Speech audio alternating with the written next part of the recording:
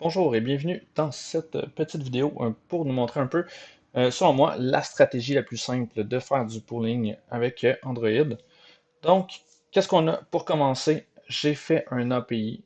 Tout ce qui est de plus compliqué, on voit, c'est un projet de base où j'ai fait un time controller. Donc, comme on fait du pooling, je cherchais à avoir un truc qui allait changer facilement.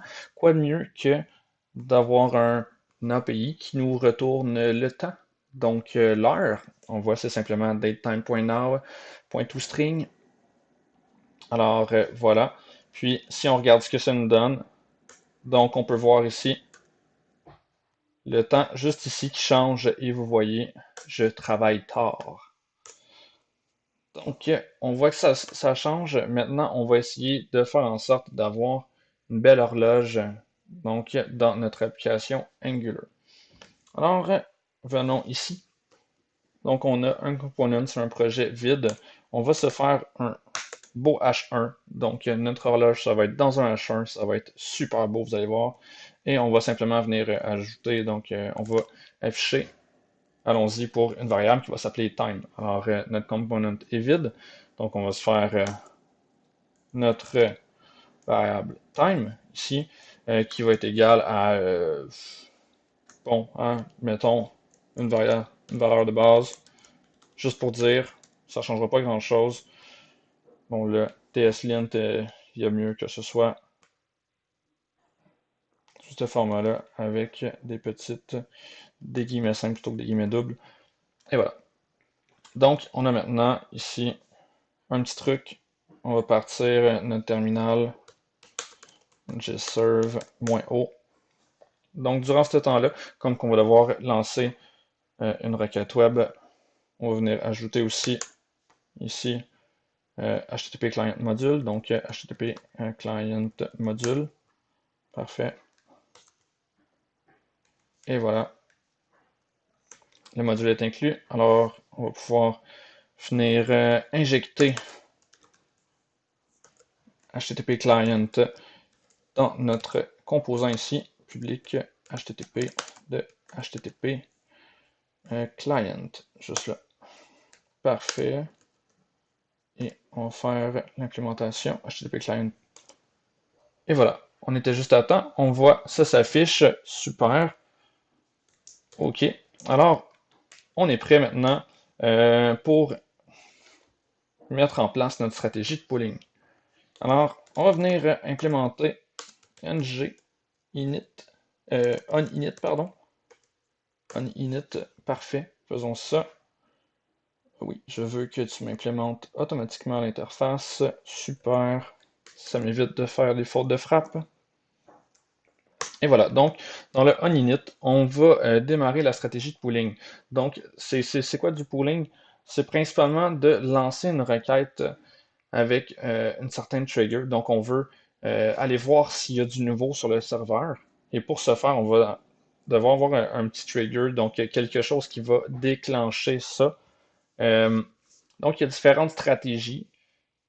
Le pooling en est une pour recevoir les nouveautés du serveur. De plus en plus, il y a des stratégies qui commencent à être bidirectionnelles ou des technologies qui peuvent nous faire du push, donc directement nous envoyer des notifications quand il y a du nouveau.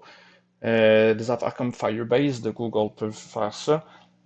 Aussi, donc vous pourriez utiliser des WebSockets. Les WebSockets, c'est super le fun. C'est donc, fois duplex, donc on peut envoyer et recevoir. Fait que c'est génial, mais ici, on va utiliser la stratégie qui reste malgré tout la plus simple, juste de faire du pooling. Alors, on va tester pour commencer. Ok, on va juste se faire une requête HTTP. Donc, faire un get. Ce qu'on va recevoir, on sait, c'est un string. Puis, ça va être, donc, ici, time. Bon, là, je viens de penser que j'ai oublié un facteur important. Je ne pense pas avoir activé les cores sur mon serveur. Alors, c'est bien possible que ça ne fonctionne pas. Mais on va du moins faire le code pareil ici.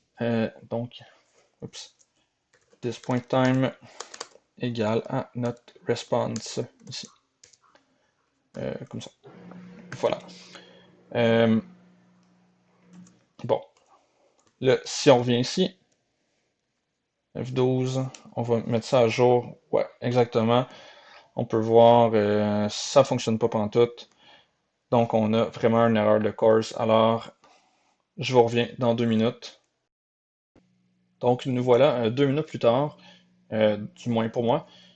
J'ai reparti mon serveur et on voit maintenant, on reçoit bien notre première requête. Ça fonctionne. Alors, on va venir maintenant mettre notre stratégie de pooling. Alors, le mieux, c'est vraiment juste le plus simple, c'est de le faire par intervalle. Alors, il suffit de mettre un intervalle, on met un certain temps, ça va être en millisecondes, bien sûr. Ça peut être intéressant de le mettre à chaque seconde, par exemple, comme que c'est une horloge qu'on veut faire. Et ici, ça fonctionne avec les mêmes principes que pour faire une requête HTTP, en gros. On fait un subscribe. Donc, à toutes les fois qu'on va arriver à 1 seconde, donc l'intervalle ici donc, va être épuisé, si on veut, ça va venir faire le subscribe. Alors, en gros, on va vouloir faire cette requête dans le subscribe. Comment qu'on peut écrire ça? Donc là, ici, on met des parenthèses vides pour dire que, dans le fond, on n'a pas de résultat. Okay? On n'a pas de paramètres, ça va juste... on fait une fonction vide, dans le fond, et ce qu'on va vouloir lancer, c'est ça ici. Mettons-le, pourquoi pas le mettre sur plusieurs lignes pour que ce soit plus clair. Alors, voilà. On a ici, à chaque 1000 secondes, on va venir faire donc ce qui est abonné à notre événement, donc le subscribe, qui va lancer une fonction qui n'a pas de paramètres. Puis cette fonction va faire ce code-ci, donc qui va lancer une requête HTTP pour recevoir le temps de notre API. Alors maintenant, on va venir voir ici qu'est-ce qui se passe et on voit, wow, c'est merveilleux, ça se met à jour. Puis si on regarde là, donc dans l'onglet Network, on peut voir à chaque seconde, on a donc une requête qui se fait. Fait que c'est la façon la plus simple de faire du pooling. Donc, quand on a des nouveautés à recevoir de notre serveur, juste mettre un intervalle, c'est la façon la plus simple de déclencher un nouvel événement. Alors, voilà pour le pooling et à la prochaine.